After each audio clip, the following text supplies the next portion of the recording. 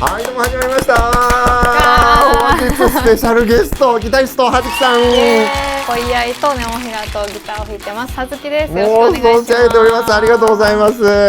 今日はずきさんのボード、アンプ、はいでもちろんギターもお持ちいただいて、はい久しぶりなんですよ。この企画、プロのペダルボードをこうやってお伺いするという企画なんですけども、そうなんですか？はい。ありがたいですね、それは。先日ヤングギターで対談させていただいて、はいあの時ありがとうございました。でもあれから美容の話しかしてないっていう何の美容液使ってるんですいやもうそうなんですよね。美容の話はまたじゃあ機会があればぜひゆっくりさせていただくとして、今日は機材の話をぜひはいお伺いしたいなと思います。嬉しいです。よろしくお願いします。よろしくお願いします。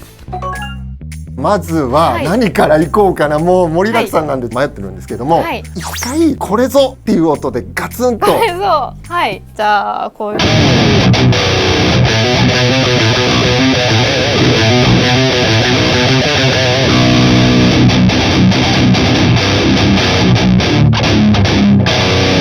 みたいな。おーいかつい今日ディーゼルお持ちいただいてるんですけど、はいめっちゃかっこいいっす。本当ですか？今日はセッティングの時にね、いマイキングいろいろこのどのスピーカーでやるのがいいかなと思って一個一個スピーカーの音聞かせてもらったんですけど、そうですよね。全部いいの。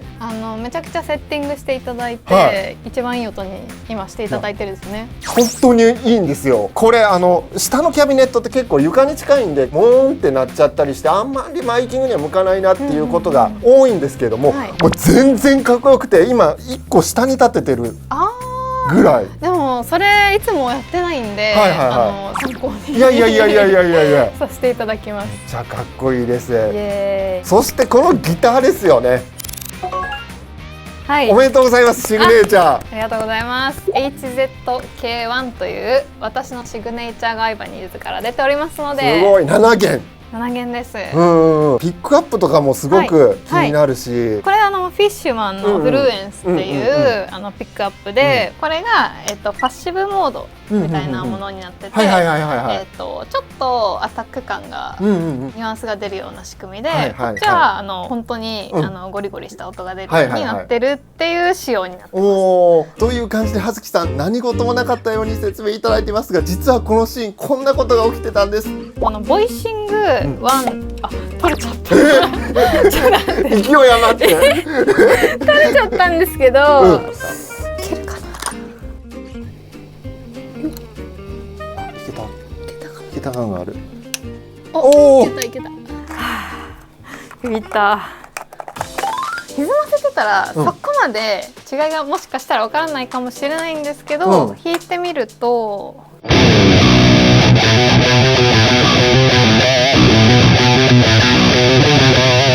っていうフレーズがあるとすると、パッシブモードだと。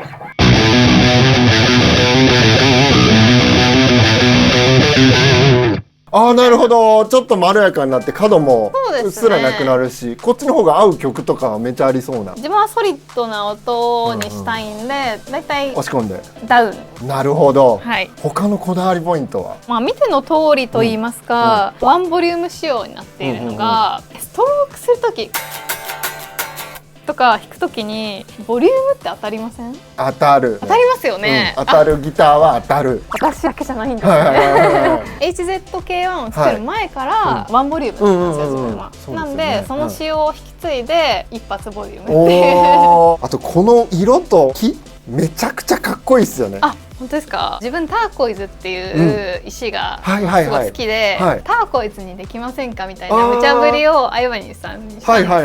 そしたらこのトップに貼ってるスポルテッドメイプルの木材を使った色合いもターコイズに近い感じで、本当に石っぽく見えますもんね、言われてみたら。嬉しいです。ちなみにこれなんですか？なんかこれ、なんかこれはチョーキングした後とかスライドした時に、たまに私弦落ちしちゃうことがあって、ライブ中引っかかっちゃって、一度どこ行ったってなるから。そうなんですよ。スティーブ・バイもこの仕様にしているらしくて、そうなんですね。はい、買ってもらいました。そうなんだ。で弦が絶対戻ってくるようになってる。そうなんです。ボードに行きたいんですけど、アンプかな。先アンプ行っていいですか？どうぞ。ディーゼル3チャンで独立してますね。3チャンネルとも使ってらっしゃる。使ってます。チおー。チャンネル1になってるのはクリーンの音で、だいたいこういうアルペジオ。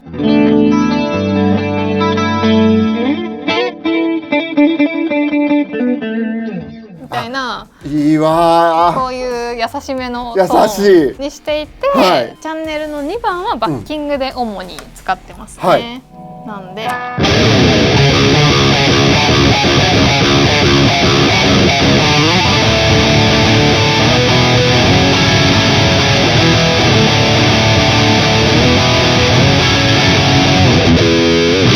おおこの落差普通チャンネル2ってもうちょっとクランチなんだけど、もう全然言ってくれて OK って感じですよね。そうですね、ミッドカットっていうのがこのディーゼルのなんか代表的な仕様だと思うんですけど、ミッドカットを入れて結構上を持ち上げてる感じなんですけど、これをカットするとミッドカットなしにするとちょっとこもったような音にはなるんですけど、重低音は響くみたいな感じですね。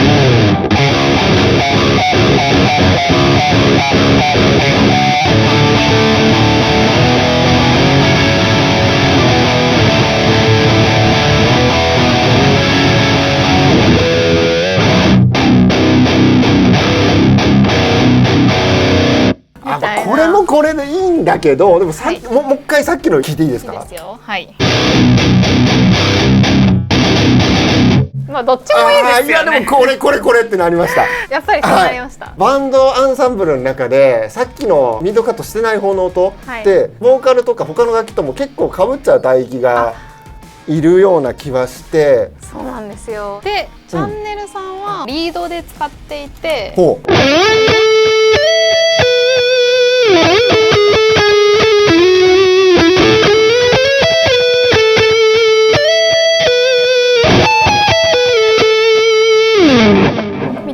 めっちゃいいわこれ。いやこれミッドカットしてないこのミッドがちゃんとこのディーゼル感がありながらのふくよかなミッド。そうですね、割と広がるような音作りにはしていて、ロックな感じのもいけるんで。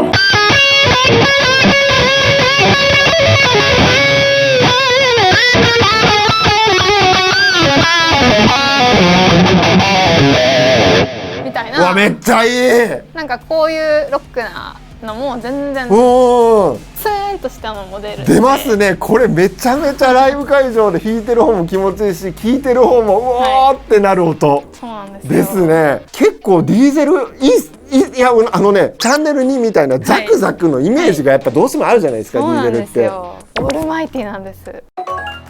ちなみにノイズゲートいるじゃないですか、でボードにもノイズゲートがいて、あれセンドリターンに入ってるんですか？こっちはセンドリターンに入ってて、こっちはこう入ってくる途中にいるんですよね。そうなんですよ。なんで2個あるんですか？ノイズが気になってめっちゃ微調整してますね。そうなんですか。お待たせしました。ボードに行きたいなと思うんですけれども、僕個人的にはすごくしっくりくるっていうか親近感があるというか、あんまりあれやこれ置いてないんだけれども、必要なものがこうキュッて入ってて使いやすそうなイメージがあります。使いやすいです、めちゃくちゃ。ですよね。シンプルですよね、割と。まず経路どういう順でいってるかを順番お伺いすると、ギターから、今こうワイヤレス、今使ってないんでちょっとワイヤレスに似てるんですけど、からワウ、ボリュームペダル、ボリュームペダルのダイレクトアウトからチューナーに行って分岐してるんですよね。常時チューニングができるようにしていて、でループに123を入れている。なるほど。ES8 のループ全然余ってるってことですよね。余ってますね。すごい。僕ループ余ったこと人生でないんで、いやいや、それはすごいです。すごいからです。そんなことはないんですけど、やっぱりこのフットスイッチ数がこれだけあるっていうところがこの ES8 の今大事っていうポイントで、でループは本当に必要なものだけ入れて作ってらっしゃる感じですね。そうですね。でこの一番端っこにあるこのちっちゃい NewX のアコギの IR は直接卓に送っちゃってるんで、このループの中には入れてないんですけど。なるほど。7弦ギターで弾いて、ここでアコギの音を作って、アコギの時はアンプには行かずに PA にそのまま送る。そうです。これなんですか？これは結構音割れしちゃうことがあって、ボリュームを操作する、こっちが結構大きいから出力がアクティブなんで、そうなんですよ。なのでそれをちょっと抑えるためにテックさんが手作りで作ってくれた抵抗入ってて音量下がるようになってるんですね。そうですそうです。で左上のジャンクションボックスは、こっちが上がミディジャンクションで、こっちがお世話になっておりますライムトーンオーディオのジャンクションボックス。このボードに収まるジャンクションボックスで、はい、上に何かを乗せるものを探してたんです。これ絶対ぴったりだと思ったら、よかった。ジャストフィット。やったってこれセンドリターンで一回ここにも戻ってきてるんですか？そうですね。はい、ここで豆知識です。ハーバートのような高級アンプでは複数のセンドリターンが用意されていることがあります。まず1つ目はシリアルループ。これがいわゆる標準的なセンドリターンで、プリアンプを通った音を一度外に出してまたパンアンプの手前に戻してあげるっていうものです。でもこれって空間系がデジタル機器の場合 ADDA 変換されることによって音のキャラクターがちょっと変わってしまうってことがあるんですよね。その問題を解決してくれるのが次のパラレルループ。こちらはなんと原音はプリアンプからパワーアンプにそのまま渡されます。で、外部につないだ空間系エフェクターの音をそこにパラレルで音を足し合わせるっていうことが可能なループです。この時空間系のエフェクターは 100% ウェットの音、すなわちディレイ音だけリバーブ音だけという音にしておく必要があります。葉月さんはこちらに空間系ペダルを接続されています。そしてなんともう一つスイッチャブルループというものがありまして、葉月さんはここにもう一つのノイズゲートを入れておられます。このループを経由するかどうかは足元のスイッチャーから右で制御できるので、必要な時だけセンドリターンのノイズゲートをかけることができます。テクニカルそうなんですかね。いや、一番正しい使い方っていうか、想定してる使い方だと思います。H19 も多機能すぎて、何いじっていいんだろうって最初思ったんですけど、フルドライしてミックス100で。なるほど。じゃあ音を聞かせていただいてもよいですかね。これどういう今バンクゼロにしているのは一番スタンダードな音で1234567まであるんですけど、曲ごとに切り替えてて、バンク1は半音下げ、バンク2はとある曲で使うとか、バンク3もとある曲で使うとか、今4番メタリカ専用のバンクとか作ってるんですけど、全曲ライブの時に使って曲ごとにバンクで切り替えてるっていう使い方です。なるほど。このバッキングっていうのは、一番スタンダードな、さっき今出してたような音なんですけど、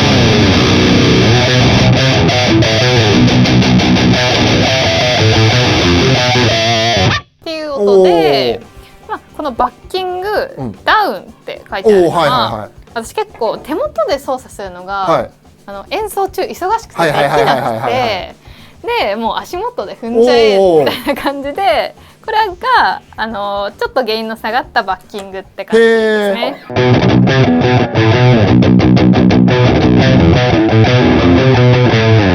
これ何で下げたんですか？これは今こっちのEQ で EQ とかでゲインも下げてるっていう感じ。はい、またまた豆知識タイムです。イーブンタイドの H90 はなんと内部で A、B2 つのエフェクトを別々のインアウト入出力で接続することができます。葉月さんは A 側はスイッチャーのループに入れてプリアンプ前のエフェクトとして、そして B 側は先ほどのアンプのパラレルループに入れてウェット 100% で空間系エフェクトとして使っておられます。すごい。そっか、これで手元をいじらなくてももうパッと落とせる。そうです。演奏中も忙しくない。これ半音下げのドロップダウン一緒です。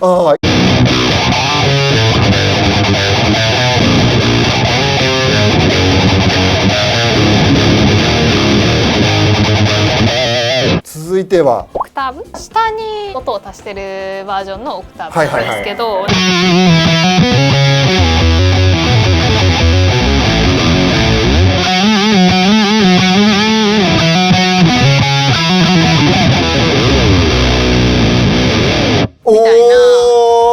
かっけーそういう感じで使ってますね。割と高いフレーズをで弾くときに重さも欲しいなっていうフレーズに使ってます。次に行くと、これは本当にシンプルなクリーン。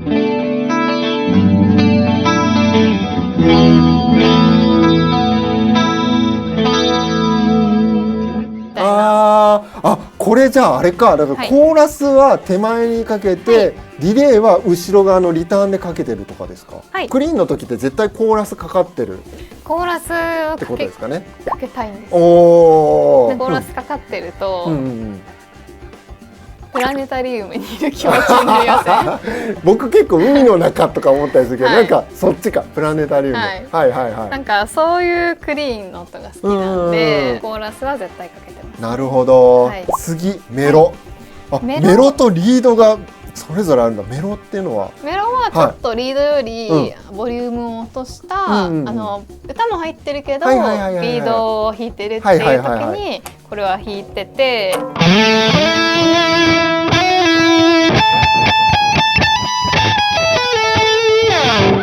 みたいな、なんかそういうロングトーン系のメロソロって。なるほど。で最後がリード。はい、はい、リードはもう抜群にこういう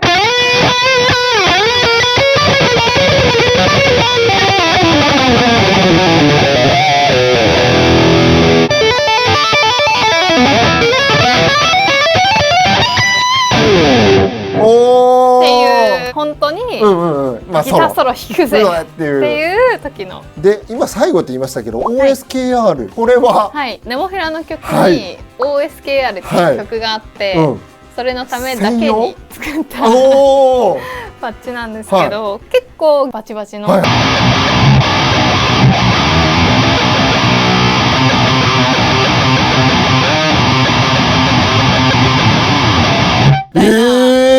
これバッキングチャンネルで作ってらっしゃるんですよ、音ですよね。はい、そうです。でどうやってこういう風に荒ぶる音にしてるかっていうと、これなんだ。そうですね、パズをかけてますね。ああ、すごい。そっか。はい。絶対この音にしなきゃっていう謎のポリシーがあって、パズ絶対かけるぞ。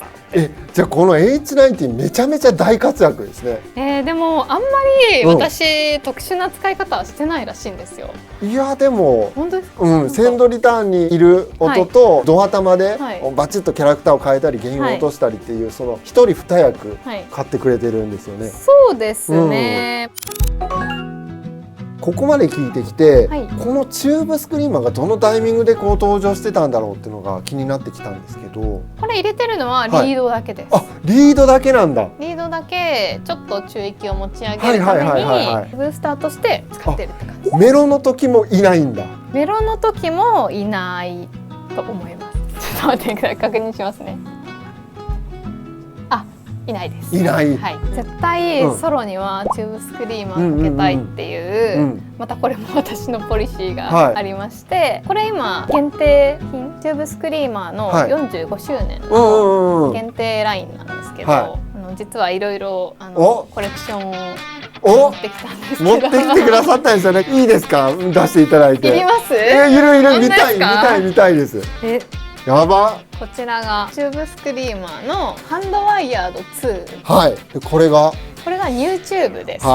真空管が入ったチューブスクリーマーで、普段レコーディングする時とかリアンプいつもしてるんですけど、これをかますだけでなんか一味違った音になるというか。YouTube のキャラクターっていわゆるその真空管、その熱くなる真空管、昔からあるやつとキャラクターがちょっと違ってドライっていうかカラッとしてるっていうか、確かにそうかもしれないです。でさらにいいですか？ほらこれやばくない？今日これもあります。これ両方持ってる人相当すごいですね。本当ですか？これは TS9 の限定版と、こっちが TS808 の40周年だったと思います。これ買わなきゃって感じだったんですが、いやもう買うしかねえ。買うしかねえ。モーリーのワウ、これはもうこれでなきゃって感じですかね。そうですね。スイッチタイプのと、こういった投薬式のものがあるじゃないですか。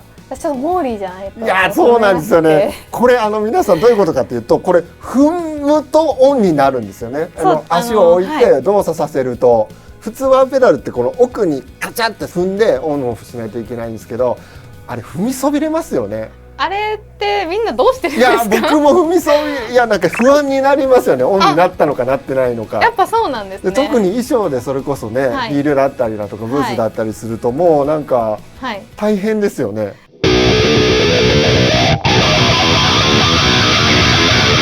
踏んだらオンになるこのモーリーはもう欠かせない。最高です。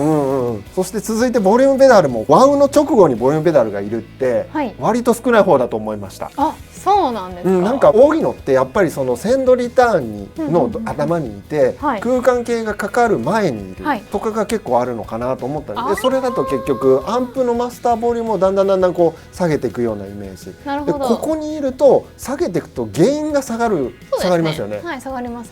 それを意図してここに入れている。あ、でもそういう使い方もしてますね。でも結構ピーキーじゃないですか。自分でこう少しだけ下げるみたいな。そういうの苦手なんで、そういう使い方そこまではしてないんですけど、余裕があるときは原因下げたりもしてます。なるほど。もう一個聞いていいです？めっちゃ気になるのが一個あって、この電源ケーブル。あ、はい。これ親入れのやつですよね。こっちの親入れです。はい。青色だからロジウムメッキのやつだなと思ってさっき見てたんですけど、これなんでこれにされたんですか？なんか電源作りたいなと思ってて、それでなんかいいのないかなと思ってたら親入れがあって、でもうあとはお任せで作ってもらいました。自分が選んだわけじゃないんですよ、実は。いや、なんかこのいや全然まず青色可愛いなと思ったのと、青色って確かロジウムメッキなので、ロジウムメッキって結構この定域がこうキュッと定域結構出るんですよ。出るんだけどシャープでキュッてこうタイトにこう締まる感じなんですね。それがすごく今日のこのセットと合ってるなと思って、なんか音聞いてからすごい感動しました。多分じゃあ作ってくれた方はそう思って作ってきっとそうですよ、絶対。はい、というわけでありがとうございました。もうたっぷりお話お伺いどうでしたか？なんか自分のボード聞かれてみてそうですね。結構最近ってやっぱデジタル1個で完結するバンドさんとかギタリストとかベーシストの方多いじゃないですか。実は私もそっち派なんですよ。でもこのアナログの良さに抗えないっていうものと戦いながら、やっぱりアナログだよな。いや、この音気持ちいいですもんね。真空管のゾンゾンっていうものが本当に気持ちよくて、このセットを組ませていただいてるので、今回いろいろ紹介できて楽しかったです。ありがとうございました。葉月さんの情報概要欄に載ってますので、ネモフィラも恋愛もぜひ皆さんチェックしていただければと思います。今回の動画良かったっていう方はぜひ皆さん高評価、そしてチャンネル登録もお待ちしてます。コメントもぜひ気軽に書いてみてください。葉月さん、今日はありがとうございました。ありがとうございました。じゃあ皆さんまた動画で。